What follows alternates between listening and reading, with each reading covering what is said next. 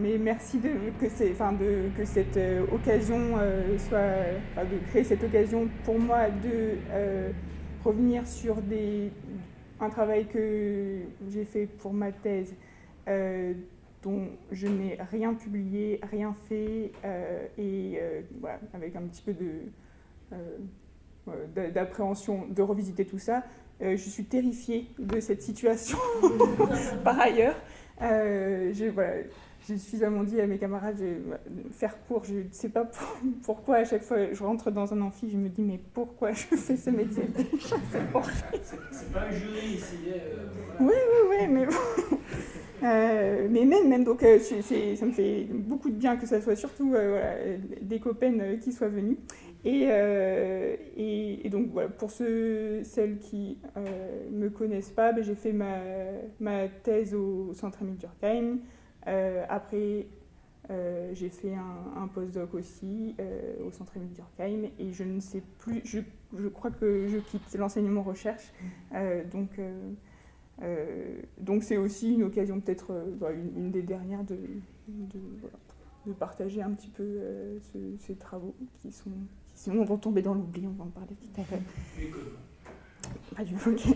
Et donc voilà, donc si jamais vous avez des questions, oppositions, des trucs à dire, n'hésitez surtout pas à intervenir, vous me faites plaisir. Comme ça, voilà, le long tunnel de 45 minutes à parler tout seul m'effraie beaucoup moins. Je ne vais pas commencer du tout avec des savoirs froids, mais plutôt avec un truc qui m'est arrivé au début de l'été et qui m'a pas mal interpellée, et puis redonné aussi envie d'aller travailler des choses de ma thèse que j'avais laissées en friche depuis un moment. Je fais avec mon ami Simon, qui intervient le 24 novembre, et je vous invite à répondre à cette nouvelle très largement, des footings dans le bois de Vincennes. On fait toujours le même tour. Alors, des fois même on va à l'intérieur du bois de Vincennes. On a fait plein de... Je sais pas, je pense que je connais à peu près maintenant tous les chemins à l'intérieur. Je sais par ailleurs... oui, parce que, entre parenthèses, le sujet de ma thèse, c'était...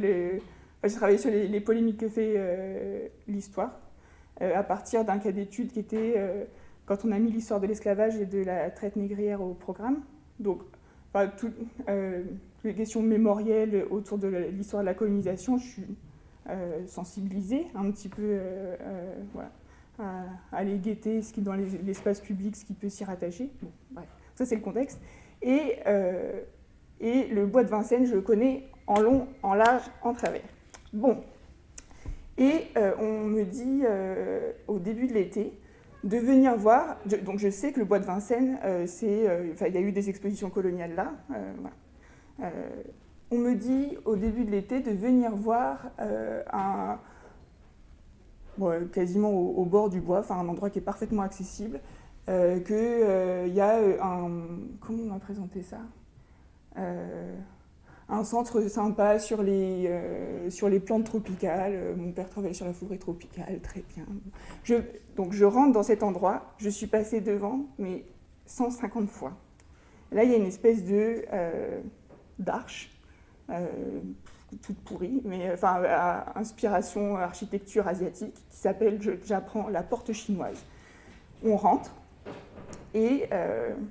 on a l'impression de sortir du XXIe siècle.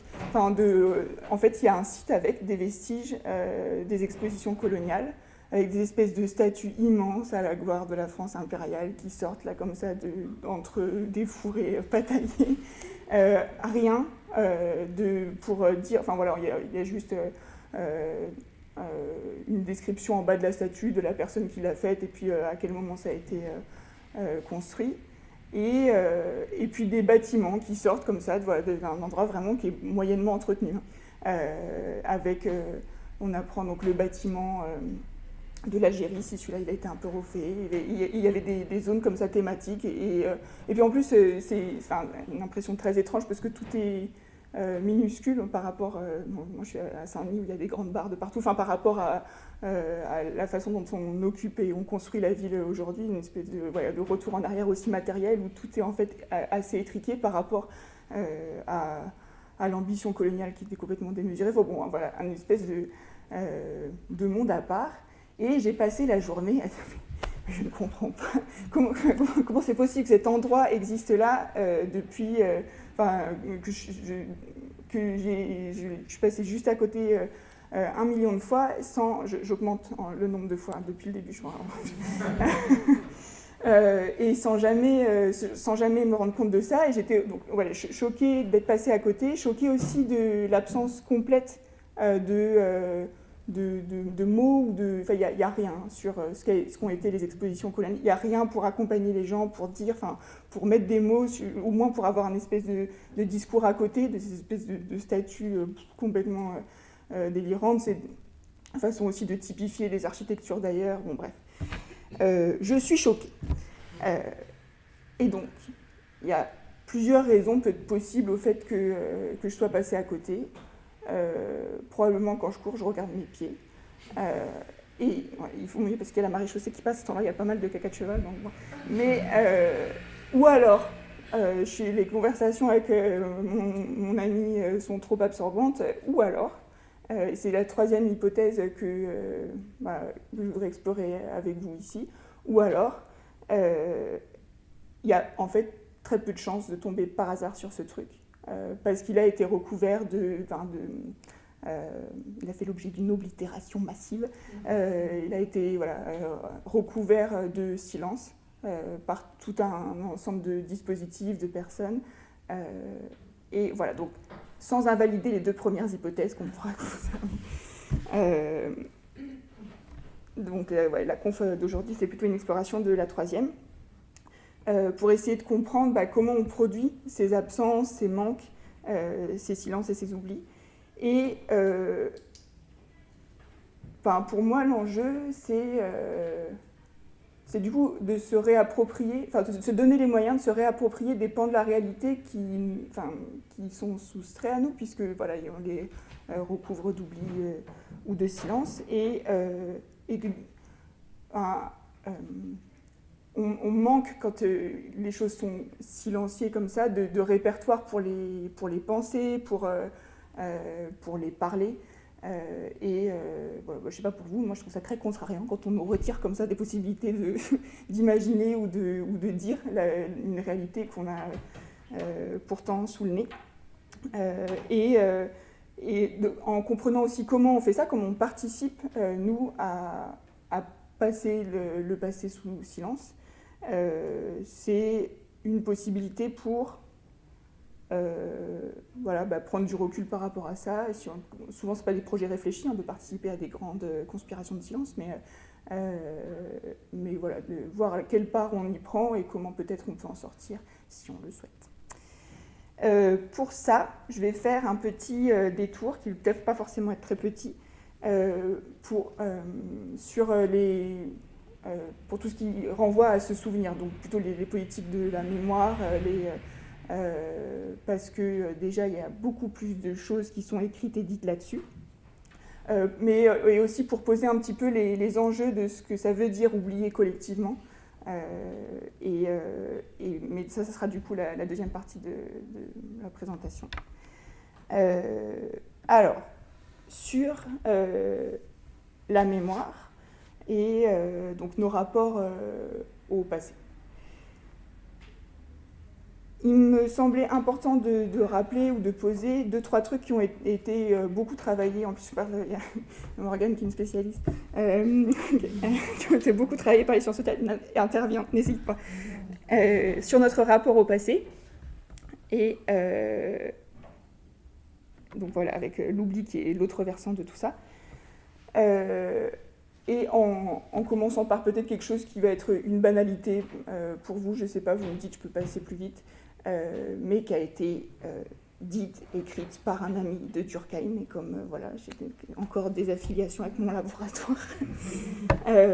Donc un gars qui s'appelle Maurice Halbwachs, qui a travaillé, donc lui, fin du 19e, début du 20e sur la mémoire, et qui avait un prof en philosophie qui apprenait à tout. Mais ça, c'est des choses qu'on entend encore peut-être dans des approches plus sciences dures, biologisantes de la mémoire, et qui racontent que et aussi dans beaucoup de films, qui m'énervent du coup, que les souvenirs sont des choses qu'on aurait chacun individuellement une espèce de banque interne de souvenirs qui sont en fait des images de la réalité telle qu'elle s'est passée et qu'après on peut consulter, voilà, si on se concentre bien, disait le prof d'Alvax.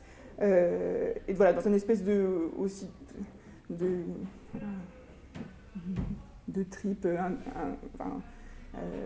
sur la toute-puissance de la pensée individuelle qui peut comme ça remonter à des images très nettes du passé. Alvax rencontre Durkheim et à partir de là trouve que son prof Henri Bergson a dit n'importe quoi. Et bonsoir, je ne sais pas qui c'est. Salut Juliette.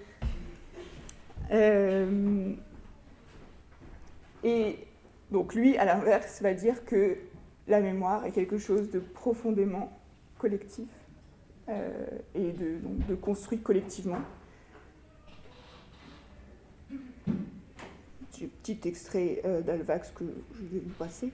Mais que pour commencer, la réalité, on la vit à travers nos perceptions, hein, et qui sont en grande partie, donc il y a des filtres sensoriels, physiques, moqués, mais il y a surtout beaucoup de filtres sociaux. On encode la réalité en empruntant à des répertoires collectifs. Ensuite, on la stocke de façon très imparfaite et à nouveau avec des termes, il n'y a rien d'individuel dans les représentations qu'on mobilise pour stocker des souvenirs, et on se souvient de façon...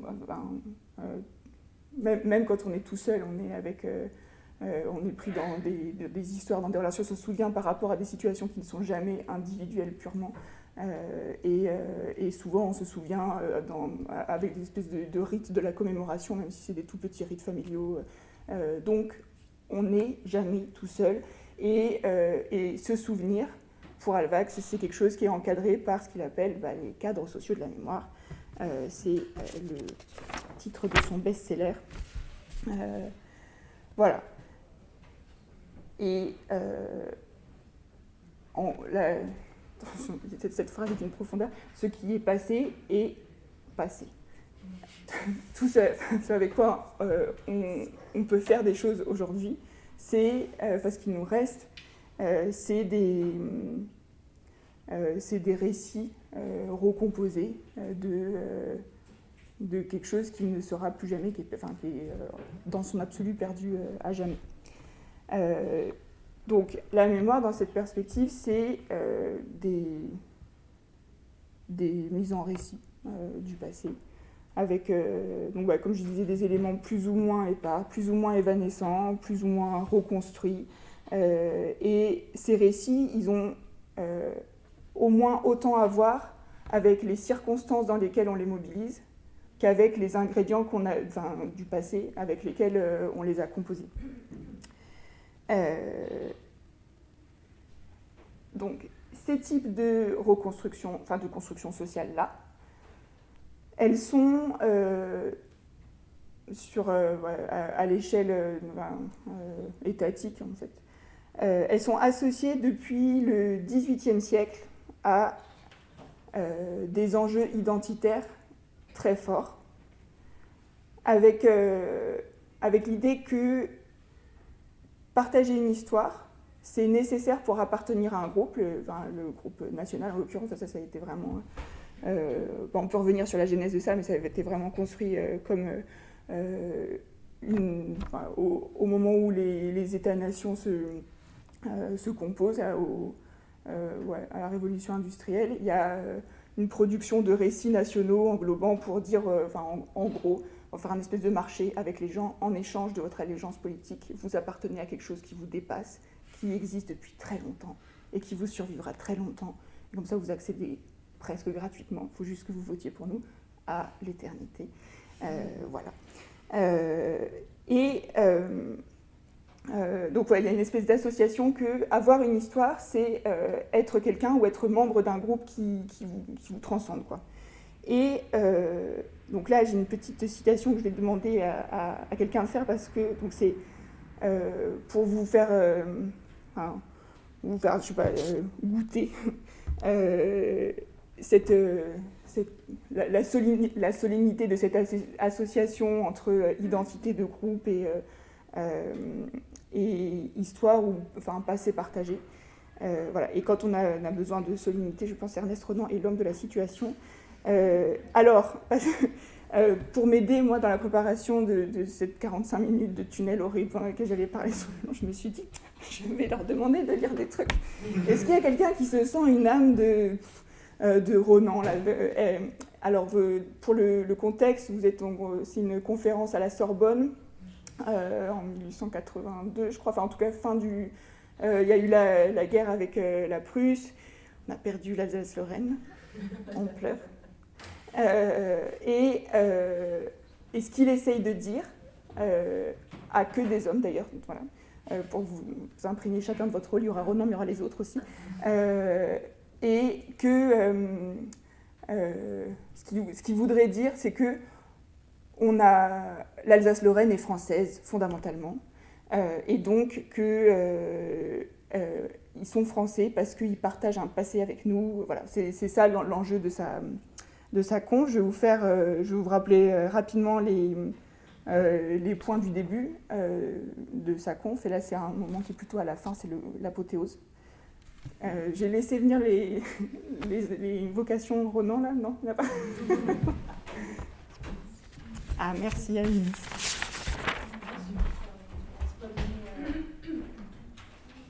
Donc c'est dans un amphi à peine plus... Regarde si c'est assez bon pour mes yeux. Ah mince, pardon.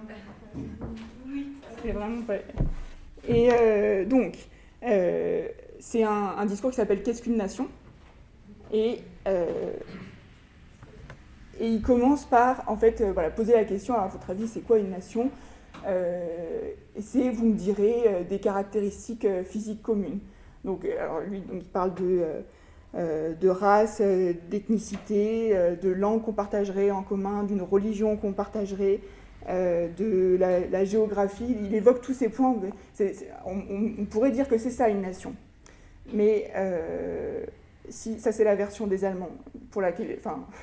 la justification pour annexer l'Alsace-Lorraine, c'était que ethniquement, ces gens sont des Allemands. Et donc, voilà.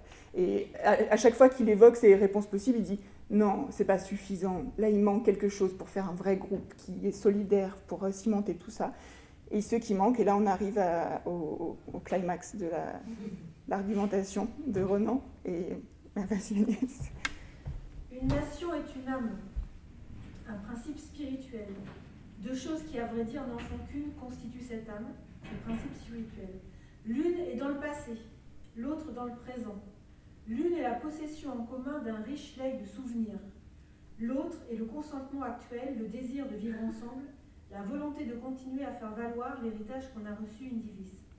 L'homme, messieurs, ne s'improvise pas. La nation, comme l'individu, est l'aboutissant d'un long passé d'efforts, de sacrifices et de dévouement. Le culte des ancêtres est de tous le plus légitime. Les ancêtres nous ont fait ce que nous sommes. Un passé héroïque, des grands hommes, de la gloire, j'entends de la véritable. Voilà le capital social sur lequel on assied une identité nationale. Avoir des gloires communes dans le passé, une volonté commune dans le présent. Avoir fait de grandes choses ensemble. Vouloir en faire encore, voilà les conditions essentielles pour être un peuple. On aime en proportion des sacrifices qu'on a consentis, des maux qu'on a souffert. Petit moment de recueillement.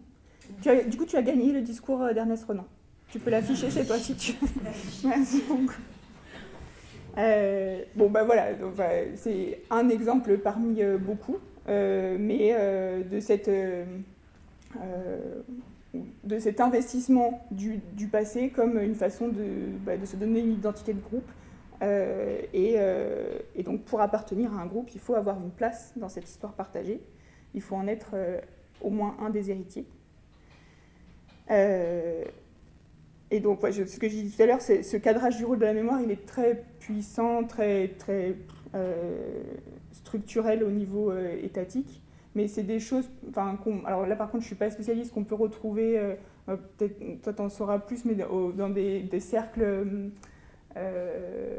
plus restreints ou des groupes, des mémoires familiales, où il y a une dame très très forte en sociologie de la mémoire qui s'appelle Marie-Claire Lavabre, qui a travaillé sur la mémoire du Parti communiste. Enfin, il y a des associations comme ça, pour appartenir à un groupe, on se raconte une histoire commune à des niveaux autres que celui de l'État-nation. Moi je suis plus compétente sur ce niveau-là. Une autre possibilité d'illustrer cette espèce d'idée que si on ne s'inscrit pas dans une histoire, on n'appartient à aucun groupe, et dans ce cas, on n'est rien. Enfin, socialement, on n'a pas d'identité. C'est avec une pièce de théâtre pour laquelle je vais avoir besoin de 2 autres bonnes volontés. C'est un autre exemple tiré du théâtre, cette fois. Une pièce que j'aime beaucoup, qui s'appelle Le Voyageur sans bagage, que peut-être on a pas entendu parler. Alors, j'ai besoin de un Gaston et une Valentine.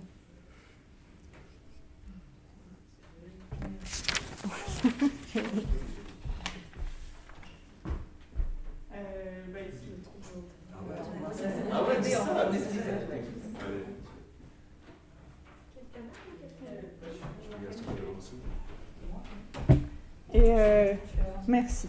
Alors, je vous fais le scénario, si vous ne la connaissez pas. Donc, c'est une pièce qui raconte l'histoire d'un amnésique qui a perdu la mémoire pendant la guerre de 14-18.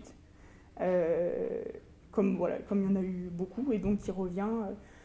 La pièce commence avec ces discussions à l'asile avec une dame un peu, la duchesse là, qui va apparaître un moment, au moins dans l'extrait, qui s'est mis en tête qu'elle allait lui retrouver des familles. Mais ça c'est arrivé à énormément de gens, hein, mais sauf qu'en général il n'y avait pas de duchesse pour faire l'intermède après pour essayer de retrouver des familles. Elle a cette amnésique-là, c'est un peu son chouchou. Elle veut essayer de lui retrouver des familles, et des bonnes familles, comme elle dit.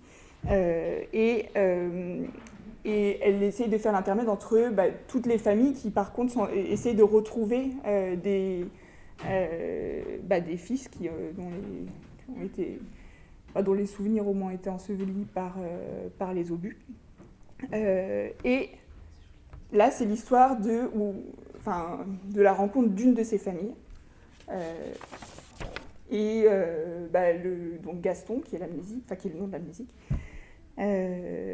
se rend compte, au fur et à mesure de la rencontre avec cette famille, on se rend compte collectivement, les spectateurs aussi, que c'est probablement sa vraie famille. Il y a quand même 2-3 preuves de choses un petit peu tangibles qui laissent à penser qu'effectivement c'est bien là qu'il a grandi. Par contre, le passé que cette famille a à lui proposer est fait de violence, de désamour, et Gaston, donc l'amnésique, refuse de toutes ses forces, puisque lui il s'était construit une vie très paisible à l'asile, bien tranquille, refuse de toutes ses forces d'avoir été cet homme-là. Donc là, l'extrait a lieu à la toute fin de la pièce, quand l'étau se resserre un petit peu autour de lui. Tu vas devoir endosser ce passé, monsieur. C'est un échange entre Gaston et Valentine, qui est la femme du frère de Gaston. Alors, Gaston, le personnage qu'il est censé avoir été, désolé pour les prénoms, s'appelle Jacques, parce que vous allez entendre Jacques. Donc Valentine, qui croit avoir retrouvé Jacques, en fait elle a sans doute retrouvé Jacques, l'appelle Jacques. En fait, l'amnésique s'appelle Gaston, et le personnage dont on lui dit que c'est son passé s'appelait Jacques. Okay. Voilà.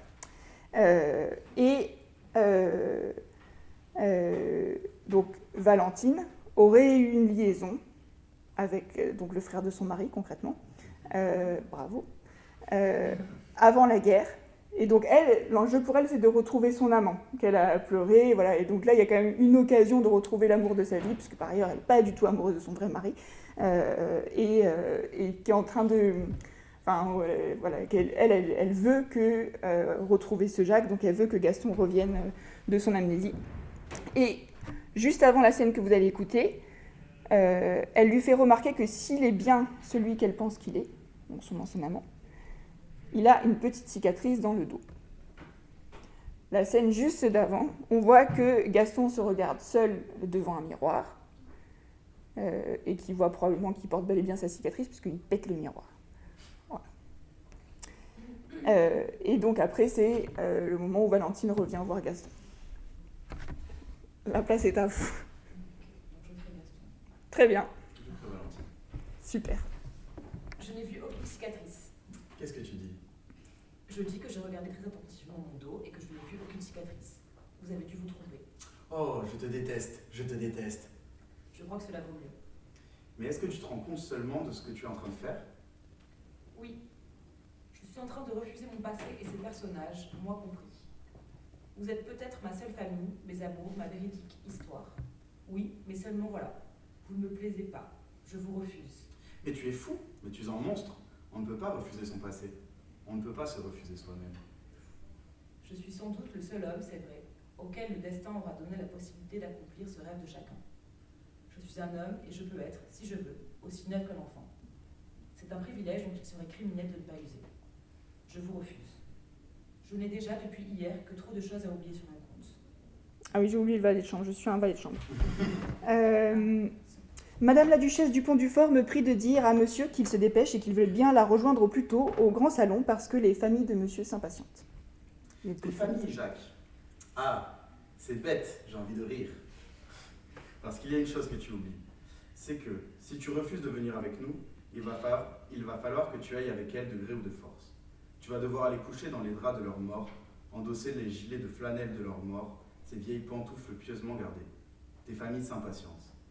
Allons, viens, toi qui as si peur de ton passé, viens voir ces têtes de petits bourgeois et de paysans. Viens te demander quel passé de calcul et d'avarice ils ont à te proposer. Et puis tu sais bien que ce n'est pas seulement moi qui te traque et veut te garder, mais toutes les femmes, tous les hommes, jusqu'aux morts bien pensants qui sentent obscurement que tu es en train d'essayer de leur brûler la politesse. On n'échappe pas à tant de monde, Jacques. Et, que tu le veuilles ou non, il faudra que tu appartiennes à quelqu'un ou que tu retournes dans ton asile. Voilà. Donc, c'était une longue illustration de cette espèce de... Enfin, même à d'autres niveaux que l'échelle étatique, de cette impossibilité pour quelqu'un de refuser un passé, enfin, d'être cette espèce d'agent social sans consistance parce qu'il n'aurait pas de filiation qui le relie à des gens avant lui, mais surtout des gens autour de lui qui partageraient un passé commun. La pièce donne vraiment à voir, je trouve, la gravité de la faute sociale que ça représente. Parce que à un moment, Gaston, il dit je retourne dans mon asile, il n'y a pas de problème, il va devoir trouver une autre solution à la fin, je ne vous spoil pas toute la pièce quand même. C'est que s'il reste dans sa condition d'amnésique, il va être condamné à vivre dans un asile. Il est autonome, le gars. Il n'a pas besoin d'être dans un asile. Simplement, c'est un être social inacceptable en tant qu'il n'a pas de mémoire. Et donc, voilà, simplement parce qu'il n'y a pas de passé, il est dans une institution spécialisée. Et en plus, dans cet asile, tout le monde va s'acharner à coup de moyens plus ou moins violents. On sait retrouver la mémoire aux amnésiques. À ce moment-là, c'était des piqûres de térébenthine dans les fesses. Donc voilà, ça faisait rarement remonter quoi que ce soit. Et par contre, voilà, on pouvait en mourir par ailleurs. Voilà, en tout cas, aujourd'hui, les histoires qu'on se raconte sur ce qu'on a été collectivement sont lestées d'enjeux identitaires qui très présents, quoi. Il s'agit de se dire aujourd'hui comment on fait groupe, et on fait groupe en se donnant une longévité. Voilà. Et donc, rappeler que tout ça est une construction sociale, c'est, alors déjà, se défaire de l'idée que c'est une nécessité. Moi, j'ai toujours un petit moment de respiration intellectuelle. Bah non, ça pourrait être autrement. Mais ça ne veut pas dire que sans cette construction sociale, le passé n'aurait aucune conséquence sur le présent en tout cas, c'est vraiment pas ce que j'essaie de dire. Je pense qu'on hérite de positions, de capitaux, de ressources, de tout un tas de choses qui ont énormément à voir avec ce qui s'est passé avant nous. Mais par contre, les récits qu'on fait de ce qu'on a été, ça, c'est pas ça. On n'hérite pas de ça, ça on le produit au présent, si ça a du sens. Et rappeler que c'est une construction sociale, c'est aussi comprendre que les enjeux qui sont rattachés à nos rapports au passé, et en l'occurrence, comprendre que dans les conditions, dans ces conditions-là, on ne badine pas avec le passé. La mémoire, ça compte. Ça sert à donner une profondeur temporelle à des politiques ou à des enjeux présents et à attribuer une place au présent. Et alors tout de suite, ça donne une autre saveur à l'oubli. Oublier des trucs du passé qui ont été laissés d'identifier, oublier qui on est, c'est pas exactement la même chose qu'oublier ses clés. Et c'est grave, voilà. Donc, tout ça a été un long détour, j'ai gagné 30 minutes, pour arriver à pourquoi travailler sur l'oubli. Maintenant qu'on a peut-être plus d'infos sur les enjeux qu'il y a autour de tout ça. Pourquoi travailler sur l'oubli, notamment à une époque où on pourra revenir aussi là-dessus, où on a peut-être l'impression que la mémoire est partout, que c'est la nouvelle mode de légiférer sur le passé. Alors, vous avez peut-être entendu parler des lois mémorielles, en tout cas il y a régulièrement des débats autour de ça, des politiques du passé. Pendant ma thèse, j'avais fait un entretien avec un prof qui était très agacé par les espèces d'injonctions constantes, là pour le coup, qui arrivaient directement du gouvernement sur faire intervenir sur le passé qu'on doit donner, qu'on doit dire aux enfants, et qui trouvaient en plus que ça n'avait pédagogiquement aucun sens de faire des espèces de haltes solennelles sur certaines histoires, et qui m'avait dit que c'était chaque journée à sa journée, la journée du poireau, la journée du Kanichna, et ainsi de suite. Alors pourquoi pas, puisqu'on a parlé du Kanichna, pourquoi pas parler de l'esclave. Bon, lui c'était pour dire que ça, du coup, ça perdait complètement la possibilité de réfléchir à ce que ça avait vraiment été. Bon, bref. Et il y a même des historiens qui commencent à s'inquiéter de ces abus de la mémoire. On peut aussi en reparler plus tard, je passe vite. Mais s'il y a cette apparente effervescence mémorielle, il y a de la même façon, dès qu'on se souvient, on oublie. Puisque mettre en récit des éléments du passé, c'est en mettre d'autres de côté, c'est ne pas en choisir. C'est l'autre face de la même pièce. Et donc, si on se souvient à tout va depuis quelques années, si on écoute Pierre Nora et compagnie, c'est qu'on oublie à tout va aussi. C'est qu'il y a plein de choses qu'on met de côté, donc c'est un phénomène massif et en même temps très discret, parce que autant la mémoire, ça fait du bruit, de la lumière, il y a plein de choses qui attirent, on l'entend, on la voit,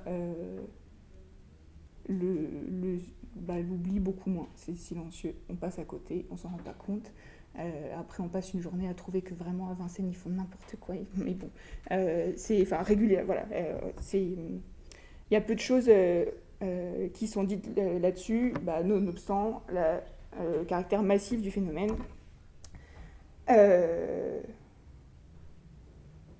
Voilà, je passe ça. Donc l'oubli, qu'est-ce que c'est ? Donc, comme la mémoire, c'est quelque chose de fondamentalement collectif, on construit des situations d'oubli ensemble. On n'est pas tous habilités, comme la mémoire, on n'est pas tous habilités de la même façon à le faire. Donc, je ne vais pas trop le développer là maintenant, mais on peut revenir là-dessus tout à l'heure. Là, je vais vous proposer juste une typologie de l'oubli qui a pas beaucoup de valeur scientifique. C'est moi qui ai fait ça pour différencier des types d'oubli dont je trouvais qu'ils n'étaient pas, qui renvoyaient à des façons de les produire vraiment différentes. Il y a une autre typologie qui a été proposée par quelqu'un qui a la cote sur le marché académique, qui s'appelle Vera Dvinitsky-Seroussi, mais elle n'est pas là pour vous en parler, alors tant pis pour elle. Donc, il y a d'abord pour moi des silences ou des oblitérations du passé qui correspondent à une absence de représentation. C'est des choses on a oublié qu'on les a oubliées, ou elles sont trop lointaines, ou voilà, en fait on ne dit rien sur elles parce qu'on se les représente peu. C'est comme une indisponibilité des catégories de langage pour parler ou concevoir, un passé. Et ça, c'est des formes d'oubli qui sont vraiment... qui sont faites de façon très tranquille et sereine par les gens qui oublient parce qu'ils n'ont pas l'impression d'oublier quelque chose, ils ont oublié qu'ils ont oublié. Et du coup, qui peuvent être extrêmement pesantes. Si vous essayez de... Non, pardon, je vais parler de l'exemple et puis après revenir sur pourquoi c'est pesant. Ah non, désolé. Donc, j'ai travaillé sur Au début, j'avais commencé à travailler sur les introductions de l'histoire de l'esclavage dans les programmes. Moi, ce qui m'intéressait, c'était de comprendre pourquoi ça avait fait polémique. Mais... Bonsoir. Bonsoir, excusez-moi. Pas de souci. Ça finit à quelle heure? Qu'on n'est pas vous arranger? 21h. Ok, super, merci. Bonne soirée. C'est dans la boîte. Ouais, donc, je pensais que j'allais, en travaillant sur ces introductions-là, les introductions de l'histoire de l'esclavage dans les programmes, travailler sur quelque chose de sensible, de chaud, qui posait débat ou qui posait question.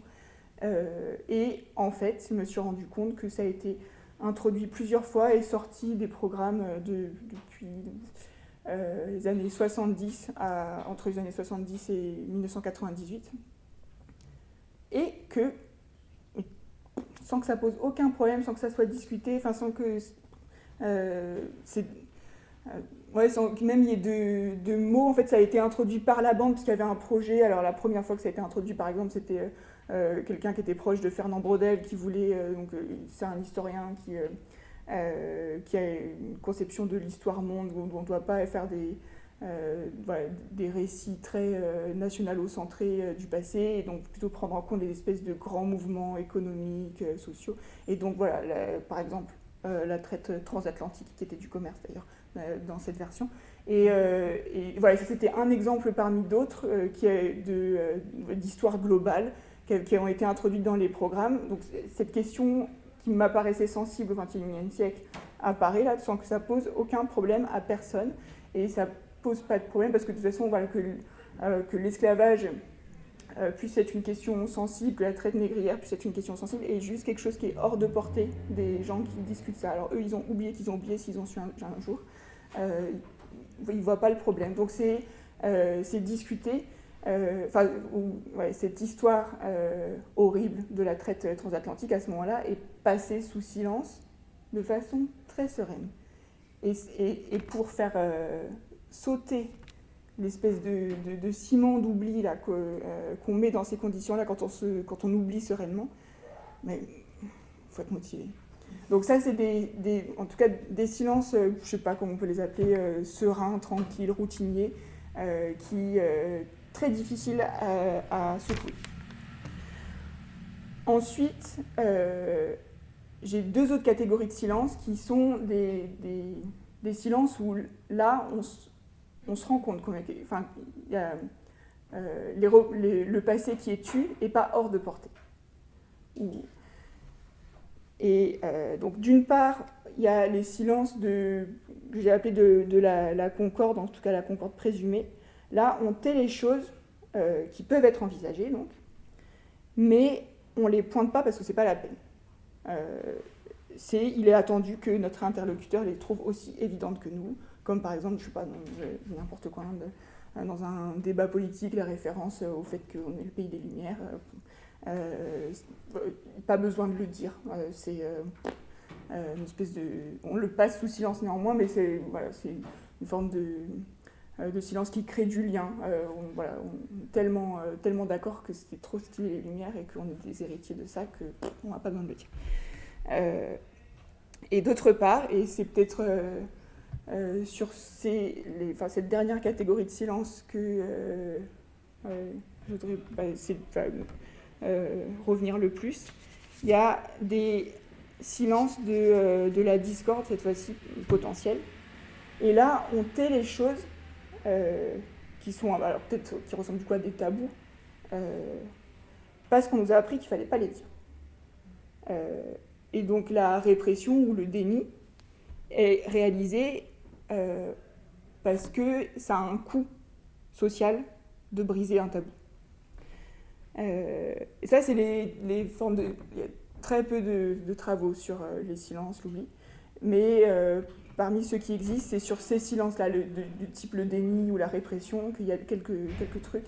Il y a un livre que j'aime bien, de Eviatar Zerbögel, mais il n'a pas été traduit, sur le silence et le déni, où il commence... Alors lui, donc c'est lui qui parle de conspiration de silence, qui dit que voilà, c'est quelque chose de profondément social, on participe tous à ne pas voir quelque chose qui est, dit-il, soit embarrassant, soit qui fait souffrir, soit qui fait peur.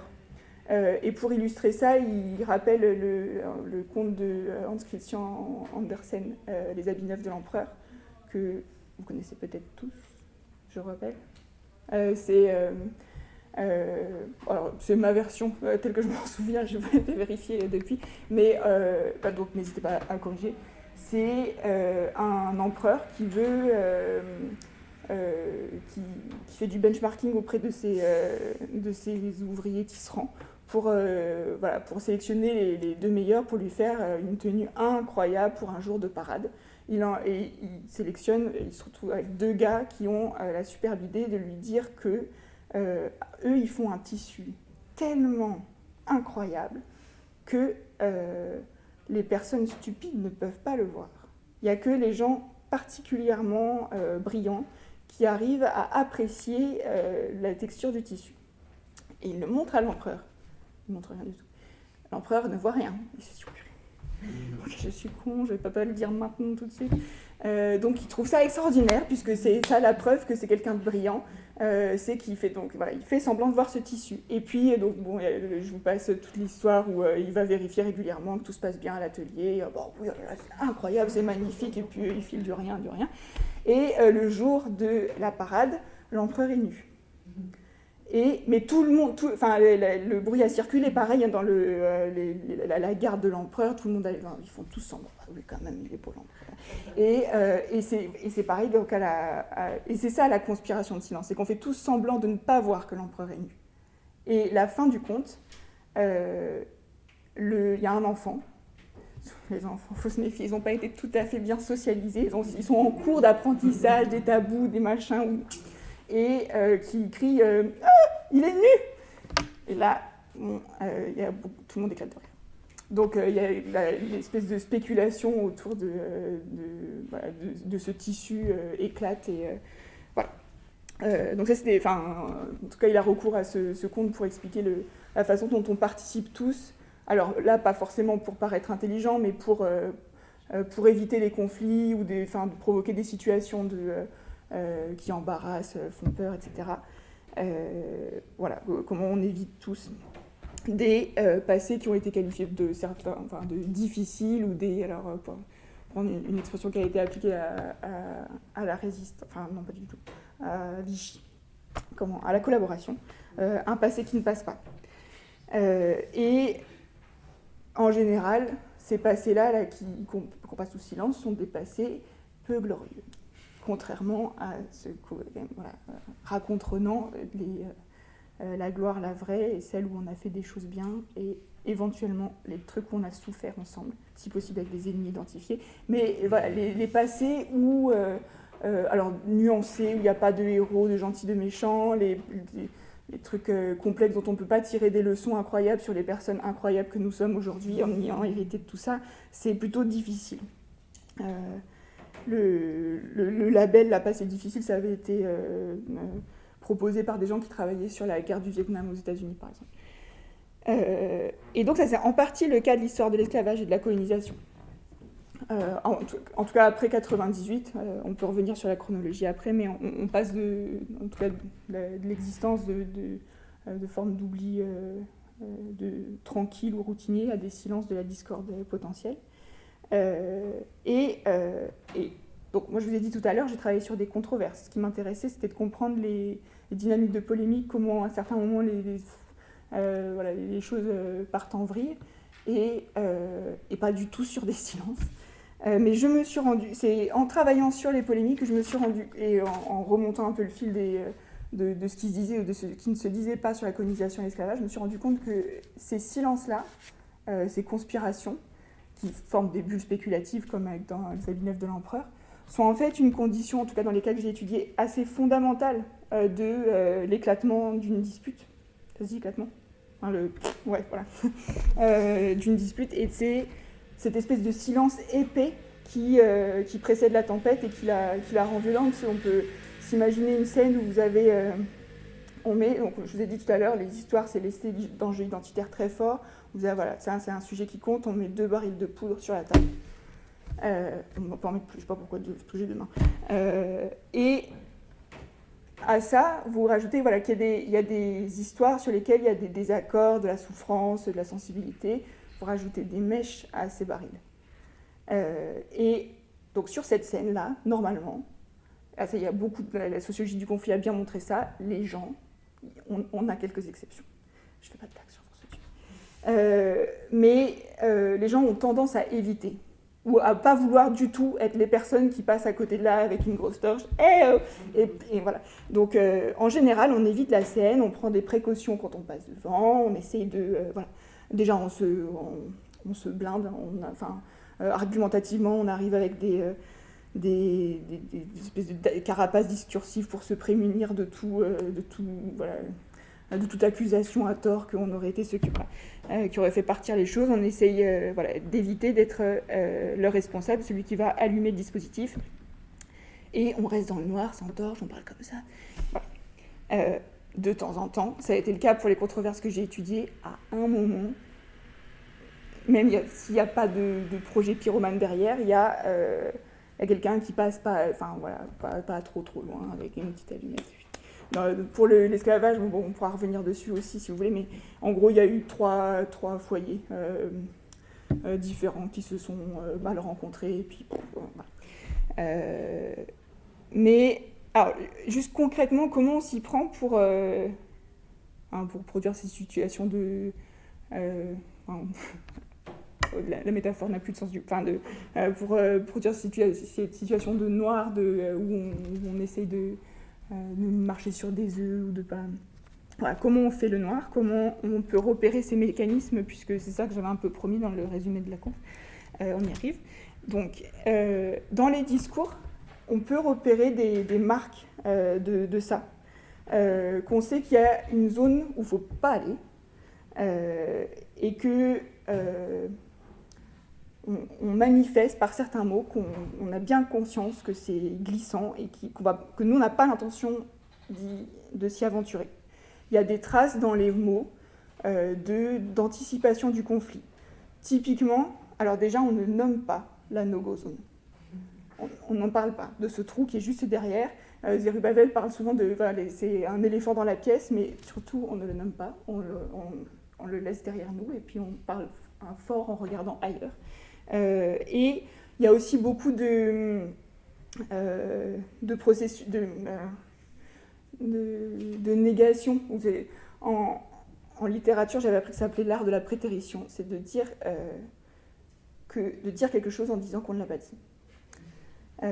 Je voudrais pas dire que, et puis en fait, on le dit. Mais c'est une façon de dire la chose tout en signalant non mais je sais qu'il faut pas le dire, comme ça, d'ailleurs je nuance immédiatement. Donc voilà, des trucs de négation où par les mots on se rapproche du terrain glissant tout en signalant que évidemment nous on n'est pas en train de faire ça. On peut aussi, dans les discours opérés, les recours aux épouvantails ou à des espèces de figures. Il y a un gars qui appelle ça l'effet tiers. Donc toujours en se rapprochant de la zone dans laquelle il ne faut pas aller. Il s'agit cette fois de faire diversion, de rappeler l'histoire de personnes qui ont dit le truc qu'il ne fallait pas dire du tout et qui se sont retrouvées pris dans une controverse pas possible. Et du coup, c'est une façon de parler de ceux dont il ne faut pas parler sans que soit on se mette sur la ligne de tir, quoi. Enfin, voilà, on rappelle juste qu'il s'est passé ça. On peut aussi mobiliser des références super légitimes, ça fait partie des façons de se blinder argumentativement pour dire qu'on a conscience qu'on va dire quelque chose qui n'est pas très dissible, mais on a des excellentes raisons très, très, très, très légitimes de le faire. Voilà, donc ça c'est différentes façons de repérer des moments où en fait on est en train de passer sous silence quelque chose. Et ça marche avec les tabous sur le passé, parce qu'en plus là c'est avec les enjeux dont j'ai parlé tout à l'heure, c'est des choses graves de discuter de passé commun, mais ça peut être des tabous dans la vie de tous les jours, je sais pas, du racisme, ou je sais pas, des choses qui sont inacceptables en général, ou alors dans des circonstances particulières, et où les gens vont les dire sans les dire. Tout ça pour... cette espèce de... ces façons de contourner les choses qu'on passe sous silence ou les tabous, ça excède le cas de l'oubli. C'est pas très clair, mais c'était pour dire ça. Je termine parce que en fait, j'ai brillamment tenu 51 minutes.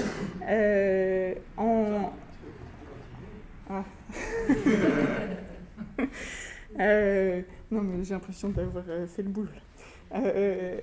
En revenant à Vincennes, puisque c'était ça le point en tout cas qui moi m'avait interpellée au début de l'été, où je m'étais dit que quand même c'est pas possible, j'ai travaillé sur l'histoire de la colonisation, j'ai travaillé sur l'oubli, et puis ce truc sous mes yeux. Donc ici dans la situation que je vous décrivais au début, il n'y a pas vraiment de discours à analyser, donc toutes les balises là, que je viens de vous donner ne sont pas hyper applicables. Mais par contre, il y a un espèce de dispositif clairement matériel de no-go zone, très concret. Il n'y a aucune pancarte qui affiche ce truc, aucune flèche, aucun discours pour nous amener à aller rencontrer ce passé. Il y a des éléments de diversion. Il y avait quand même quelques... En fait, cet endroit du bois de Vincennes appartient, j'ai appris, à... j'ai oublié le nom de ce laboratoire, c'est scandaleux, mon père y a travaillé.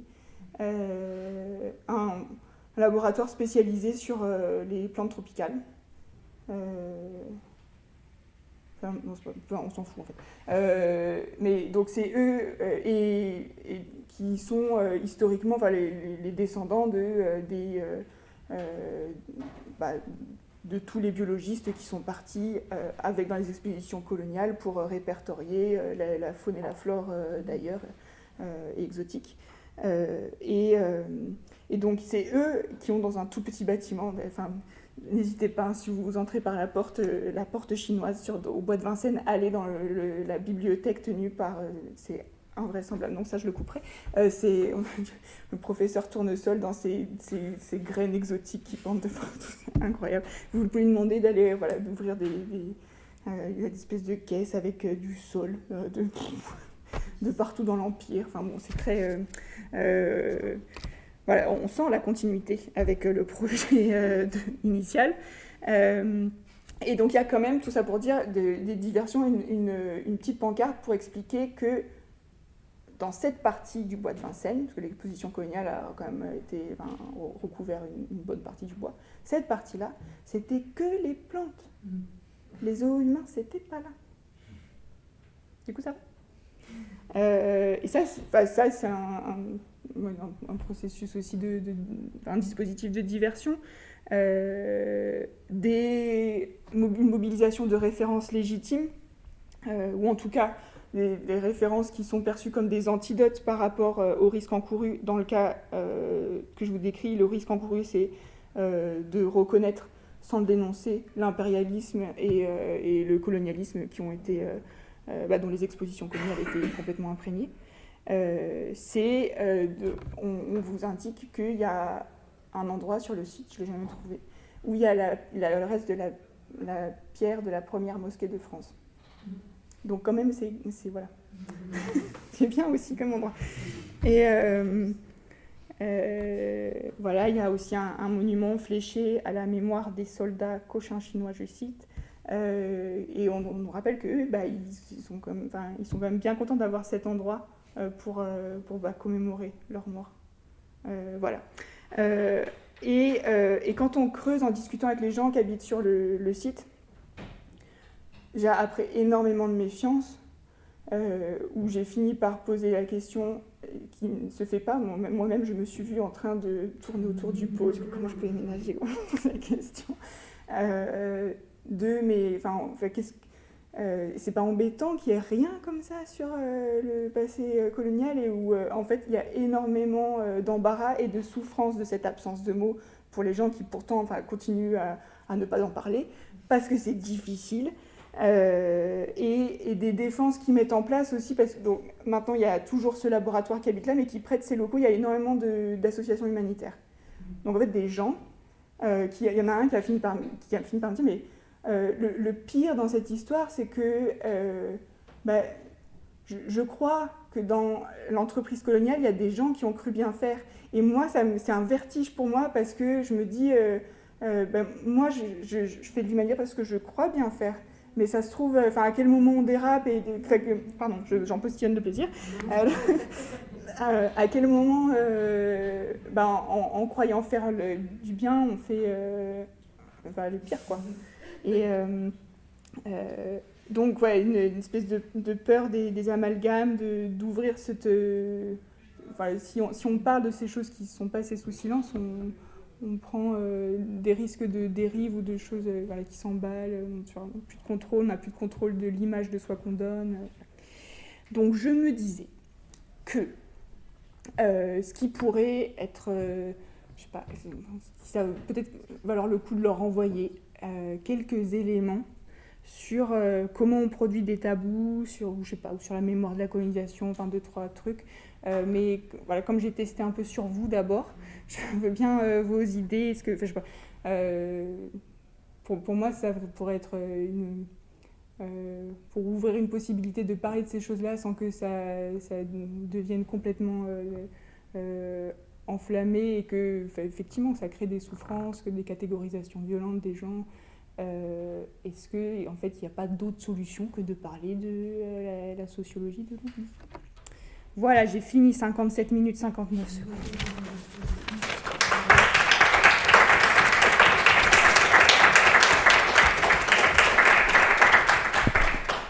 Oh, on peut laisser les questions.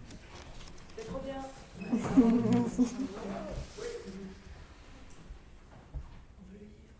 Ah, d'accord. Ça y est, t'es au bout du tunnel.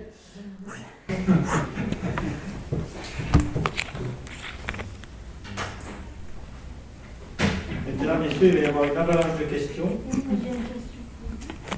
Une question naïve, Maëlys, parce qu'en fait, tu n'as pas parlé de tout ce qui s'est passé autour de l'esclavage et peut-être qu'on est censé connaître ça, mais moi, en fait, j'y connais pas grand-chose. Et est-ce que tu pourrais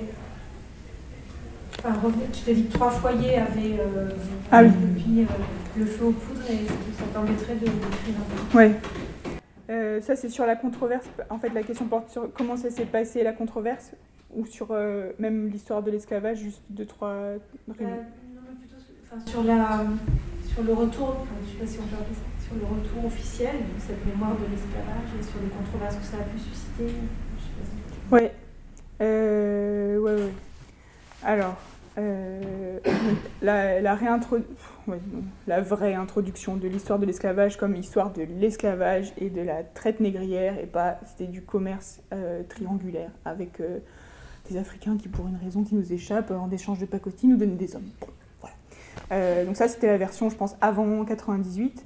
En 98, il y a une commémoration orchestrée par l'État du 150e de l'abolition de l'esclavage, dont le slogan est « Tous nés en 1848 ». déjà, on peut s'asseoir sur l'écriture inclusive, mais, non, mais le vrai problème, c'est tous nés en 1848, qui est donc la date de l'abolition, comme si ce qui s'est passé avant, hop, disparu. Et donc là, il y a eu des mobilisations de collectifs antillais à Paris essentiellement, mais pour dire en fait non, tous pas nés en 1848 du tout. C'était des manifestations très impressionnantes parce qu'elles étaient silencieuses. Donc voilà, en tout cas, il y a entré dans le débat de façon assez visible de versions contradictoires de versions... en tout cas, il y a eu de l'esclavage avant 1848, il n'y a pas eu que des abolitionnistes. Ce passé, il serait temps qu'on en parle. Donc, voilà. Après, il y a suite à ça, parce que elle décrit que c'est en ayant été intégrée à des débats au cours de ces commémorations qu'elle est intervenue. Il y a la Taubira qui dépose un projet de loi, entre autres, pour reconnaître l'esclavage et la traite négrière comme crime contre l'humanité. Donc ça, c'est 2001.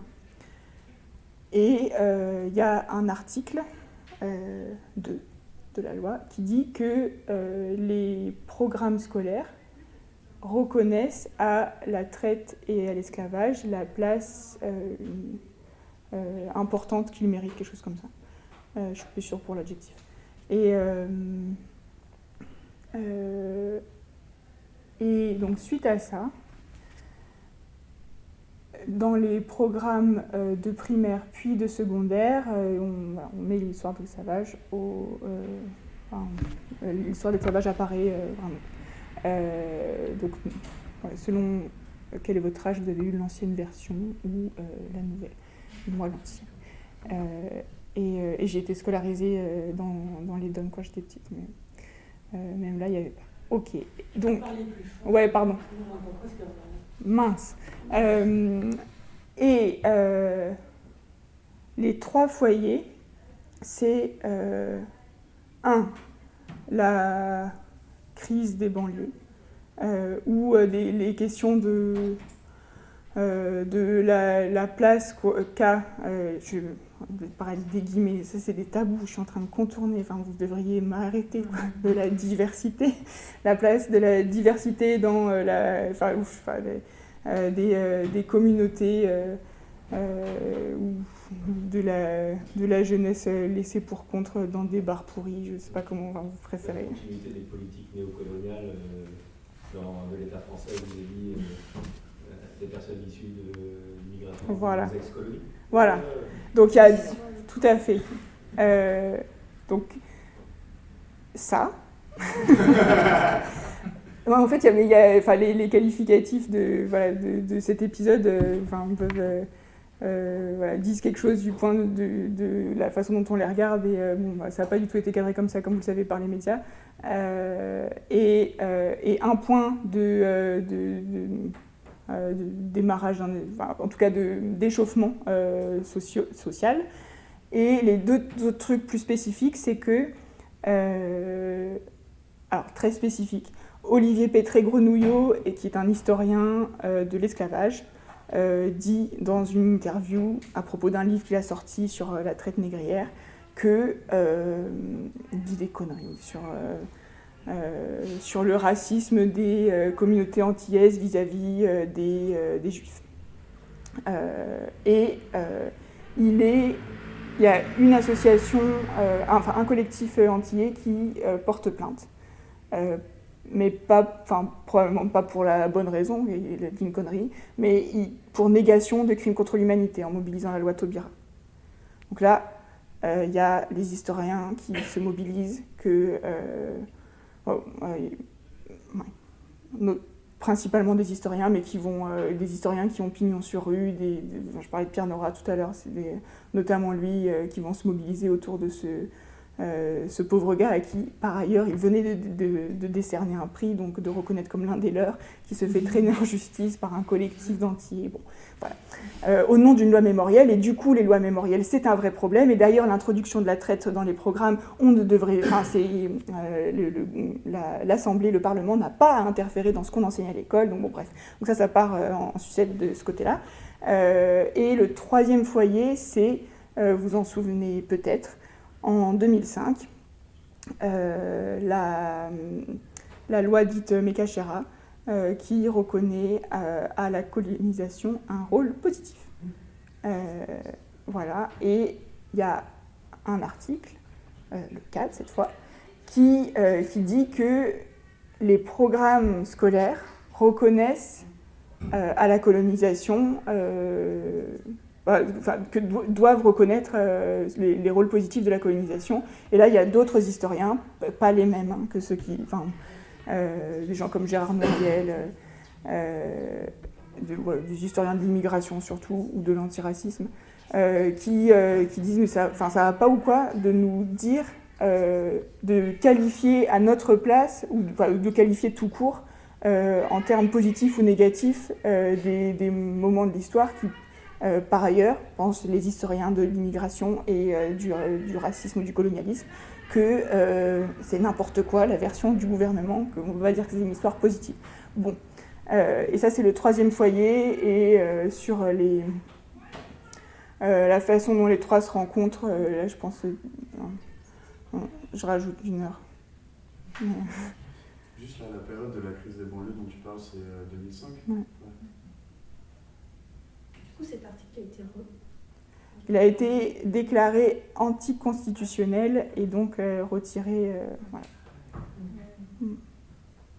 Mais Pierre Nora continue à militer pour qu'on enlève toutes les lois mémorielles, y compris, surtout, celle qui fait que ses collègues sont traînés en justice, la loi Taubira. Mais c'est quoi leur argumentation par rapport c'est que... À cette loi-là par rapport aux lois mémorielles, en fait. C'est que les parlementaires... On n'a pas à légiférer sur le passé, c'est le job de qui? Des historiens, Léandre. Donc, les entrepreneurs de mémoire, déjà, ne sont pas légitimes. Ensuite, les parlementaires non plus. Et en gros, il y a lui, l'Académie française. Mais bon, comme il en fait partie, c'est bien. Je caricature un petit peu. C'est une partie des historiens ou c'est...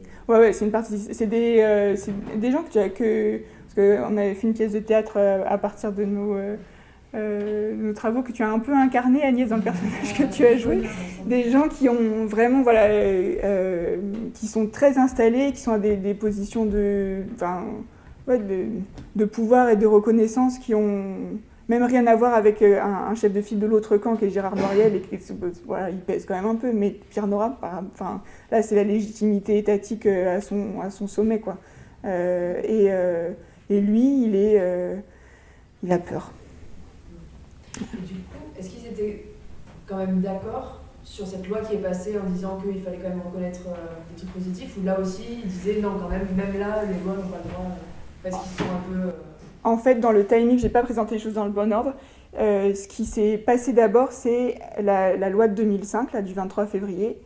Et là, la communauté Nora et historiens installés ne s'est pas mobilisée. C'était plutôt des historiens qui décrivent eux-mêmes comme ça, et si on objective leur position, ça revient à ça, de second rang, parce qu'ils travaillent sur des objets qui ont été longtemps illégitimes, la colonisation, l'Afrique, machin. Et donc, eux, ils alertent tout de suite sur... Cette loi, elle est passée crème, hein. Il n'y avait personne pour la voter. Il y a Romain Bertrand qui a écrit un texte super intéressant sur comment ça s'est fait, donc je ne vais pas retrouver le titre, évidemment. Mais Romain Bertrand sur la loi 2005. Et donc il y avait personne, ils ont surfé sur une espèce de légitimité des lois mémorielles. Il y en avait eu 3 avant, donc on était sur un processus classique, voilà. Et à 5, ils ont voté ça.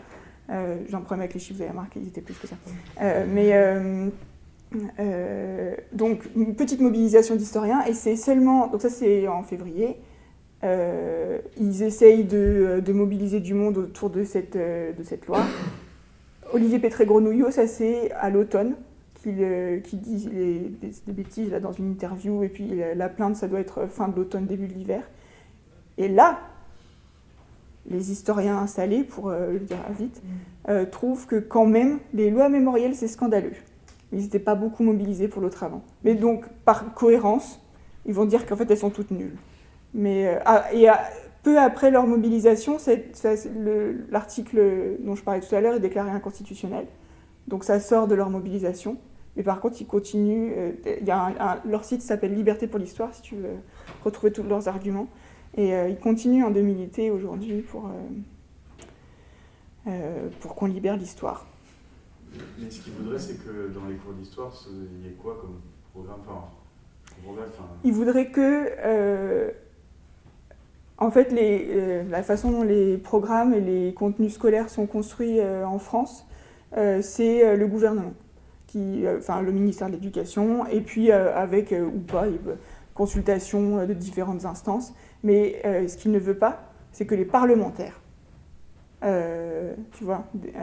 interviennent en disant ce qu'il faut enseigner ou pas. Mais parce que si c'est les parlementaires, ça fait des lois, et si c'est des lois, on peut porter plainte. Je crois que c'est ça leur problème. Ok. Il n'y a pas aussi l'idée que ça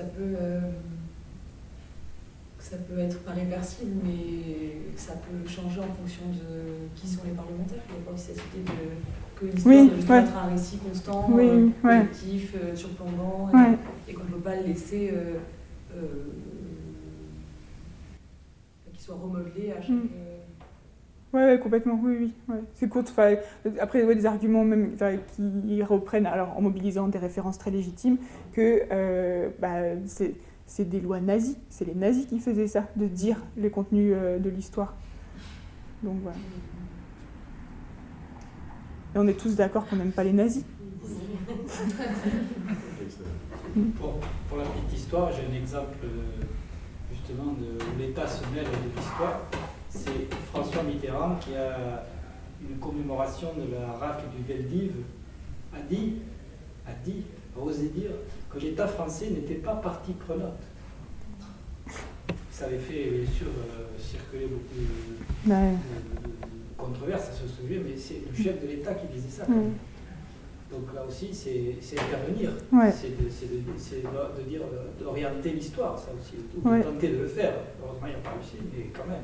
Et de passer sous silence superbement, parce que voilà, si comme a dit De Gaulle, Vichy est nul et non advenu, c'est vrai, c'était non advenu. C'est la France qu'il représente lui, l'État français n'a pas fait ça. Et d'ailleurs, dans un autre, un endroit, peut-être un cas d'école d'études du silence ou de l'oblitération du passé, c'est Vichy. Allez-y, et essayez de visiter, de repérer les endroits où des ordres de déportation massive ont été signés. Les hôtels particuliers continuent d'exister. Il n'y a pas une plaque. Mais il y a une fille qui a fait sa thèse là-dessus. Et donc, il y a une petite application que vous pouvez télécharger sur, je ne sais pas comment elle s'appelle, je ne sais rien ce soir dans les titres de rien, mais sur la mémoire de Vichy. Et vous pouvez vous balader dans les rues et regarder en fonction des bâtiments devant lesquels vous êtes. Elle a fait ce travail, les sciences sociales, c'est quand même hyper utile, on sent. Comment ? La fille ? L'application ? Ouais, non, désolée. Ouais, mais la première qui trouve, le dit aux autres. Voilà, mémoire de la collaboration.